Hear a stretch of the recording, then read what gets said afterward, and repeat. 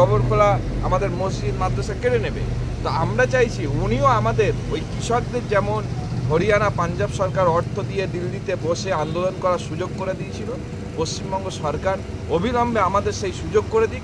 সাথে সাথে এই পশ্চিমবাংলায় ওয়াকফ আন্দোলন করতে গিয়ে আমাদের প্রায় 150-200 ছেলে আমাদের ঘরের তারা এই সরকারের দ্বারা তাদের জেল হয়েছে।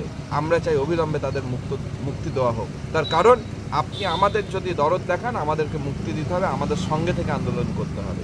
এটাই হচ্ছে আমাদের মূল দাবি। মুখ্যমন্ত্রী বলছে ওয়াকফ বিল প্রত্যাহার আমিও চাই বা ওয়াকফ বিলের বিরুদ্ধে আমিও, কিন্তু সেই মুখ্যমন্ত্রী আবার বলছে যদি আন্দোলন করতে হয় দিল্লি গিয়ে করুন। দেখুন, মুখ্যমন্ত্রী দিল্লি যেতে বলেছেন, আমাদের অ্যাকোমোডেশন তৈরি করে দিই, আমরা দিল্লি চলে যাব। আজকে মুখ্যমন্ত্রী যদি 100 দিনের কাজের জন্য এখানে আন্দোলন করতে পারে, ওষুধের মূল্যবৃদ্ধির জন্য যদি তাদের বিরুদ্ধে এখানে আন্দোলন করতে পারে, সংখ্যালঘু মুসলিমরা তো সারা জীবন তাকে দেখছে এবং সর্বদা আছে। আমি মনে করি আজকে দীঘাতে যে মন্দির হয়েছে সেখানে হিন্দু মুসলিম সবাই যায়। আজকে নরেন্দ্র মোদী রাম মন্দির করতে পারেছে, চাইওয়ালা, তার শিক্ষা নেই, কিন্তু আমাদের ম্যাডাম তো যথেষ্ট শিক্ষিতা, কিন্তু তিনি এই রাজ্যে কেন এই ধর্ম বিভাজন কেন তৈরি করছে? আজকে আমাদের ওখানে একটা মসজিদও দরকার ছিল, কেননা সেখানে মুসলিমরাও কিন্তু সেখানে যায়। এবং আমি এটা কোনো রাজনীতির কথা বলছি না, এটা আমাদের আবেগ, কারণ আমরা তাকে ভালোবাসি, না বাসলে আমরা ভোট দিতাম না। এখনও পশ্চিমবাংলার মুসলিমরা তার দিকে তাকিয়ে আছে, কিন্তু আজকে তিনি আমাদের বেনিফিট, আমরা কতটা বেনিফিশিয়ারি হচ্ছি আমরা না ভেবে কিন্তু তাকে আমরা ভোট দিই। অতএব আজকে আমাদের যেমন কেন্দ্র সরকারের কাছে আমরা লাঞ্ছিত বঞ্চিত হয়েছি, আমরা বারবার বলেছি আমাদের ইমাম ভাতা বাড়ানো হোক, আমরা বারবার বলেছি যে আমাদের পশ্চিমবাংলায় যখন পুজোর সময় 1 লক্ষ করে টাকা ক্লাবকে দেওয়া হচ্ছে, কেন আমাদের ঈদের সময় দেওয়া হবে না? পশ্চিমবাংলায় তাহলে কি আমরা এখানকার নাগরিক না মুসলিমরা? অতএব এটা আমরা দাবিদার, আমরা হক দাবি করছি, অবিলম্বে এগুলো করতে হবে। কারণ এগুলোই তো মেরুকরণ তৈরি হয়েছে। তো মেরুকরণ যখন হয়েছে, প্রত্যেকে সমান দিলে মেরুকরণ আর থাকবে না। যদি একতরফা দেখা হয় মেরুকরণ তৈরি হবে। তা আমাদেরও দাবি দীঘাতে আবার একটা মসজিদ তৈরি হোক, যেখানে সংখ্যালঘু মুসলিমরা গিয়ে প্রার্থনা করবে। আমাদের দাবি আমরা ঈদের সময় যেন আমরাও প্রতিটা মসজিদ বা ঈদগাহ ময়দানগুলো 1 লক্ষ করে টাকা পাই। আমাদের দাবি আমাদের ইমাম সাহেবদের ভাতা বৃদ্ধি করতে হবে। আমাদের দাবি এই ওয়াকফ আন্দোলনে মুখ্যমন্ত্রীরা আমাদেরকে সহযোগিতা করুক, আমরা দিল্লি গিয়ে আন্দোলন করবো। এগুলো হচ্ছে আমাদের মূল দাবি। অনেক রাজ্যের মুখ্যমন্ত্রী এই ওয়াকফ বিলের বিরুদ্ধে কেস করেছে, কিন্তু আমাদের রাজ্যের মুখ্যমন্ত্রী এখনো পর্যন্ত আমাদের সরকার কখনো এইভাবে কেস করতে পারে না, এটা ল ব্যাপার আছে। সরকারের প্রতিনিধি মহুয়া মিত্র একটা কেস ফাইল করেছে পার্লামেন্টে, আমরা দেখেছি, এবং বিভিন্ন রাজ্য থেকে হচ্ছে। আমাদের কথা হলো মুখ্যমন্ত্রী কেস করুক, সরকার না করুক, তিনি আমাদের কেস আমরা করে বুঝে নেব, উনি আমাদের সঙ্গে থাকুন, ব্যাস। কাশ্মীরে পেহেলগাঁও এইভাবে জঙ্গি হামলা, সেখানে 26 জনের মতো শহীদ হয়েছে, কি বলবেন এই বিষয়ে? দেখুন, ভারতবর্ষে এরকম ঘটনা এই সরকার ঘটাতে থাকে। নরেন্দ্র মোদী যখন ওয়াকফ নিয়ে গোটা দেশ উত্তাল, তখন মুসলিমদেরকে আরও নির্যাতিত করা যায় কি করে?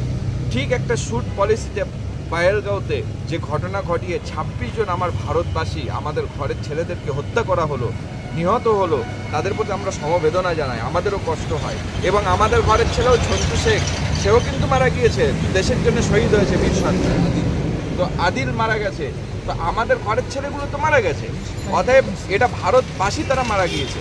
কিন্তু নরেন্দ্র মোদী এগুলো করে তিনি চাইলেন ওয়াকফ আন্দোলনকে ঘুরিয়ে দিয়ে, যে মুসলিমরা পাকিস্তান থেকে চলে এসছে বলে ভয় দেখিয়ে যে মুসলিম নেতারা আন্দোলন করবে তাদেরকে জঙ্গি বলে, ওই কাশ্মীর দেখিয়ে তাদেরকে পাকিস্তানি বলে জেলে ঢোকাও, জেলে ভরো, তাদের চিন্তাভাবনা।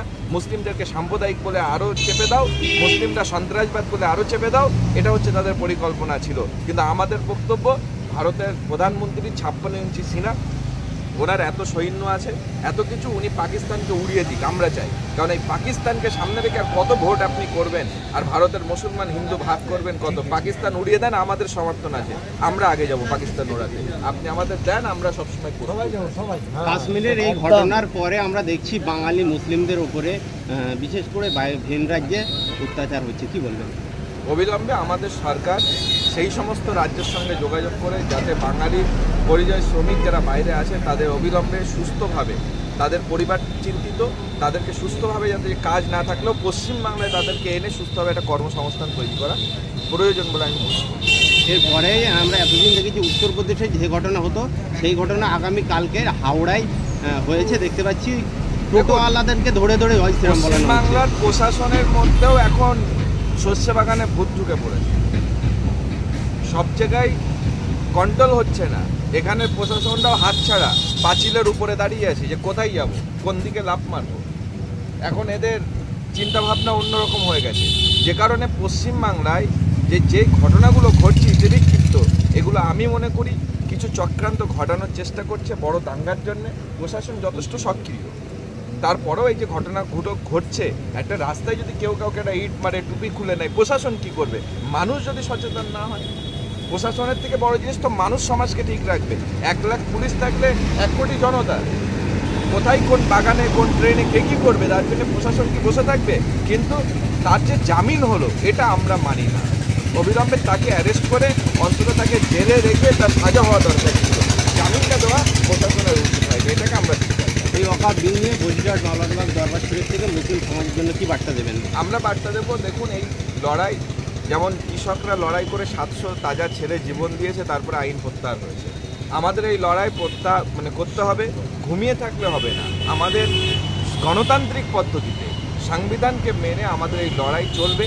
লড়াইকে আরও শক্তিশালী করতে হবে এবং মুসলিম সমাজকে আমি বলবো, আপনারা লড়াই ঘুমিয়ে থাকবেন না, এগিয়ে চলুন। নাহলে আগামী দিন আপনার আগামী প্রজন্ম, তাদেরকে বলা হবে বাপদাদার কবরের ভিটার দলিল দাও, আপনারা দিতে পারবেন না, আপনার বাপদাদার কবর খেলার মাঠ হবে আর আপনার পোড়ানোর জন্য শ্মশানে দিতে হবে। এখনও ঘুম ভাঙা। আপনার নাম ও পরিচয়? আমার নাম পিরজাদা খোবায়েব আমিন, মাওলানাবাদ দরবার শরীফ আল্লামা রুহুল আমিন ফাউন্ডেশনের সম্পাদক।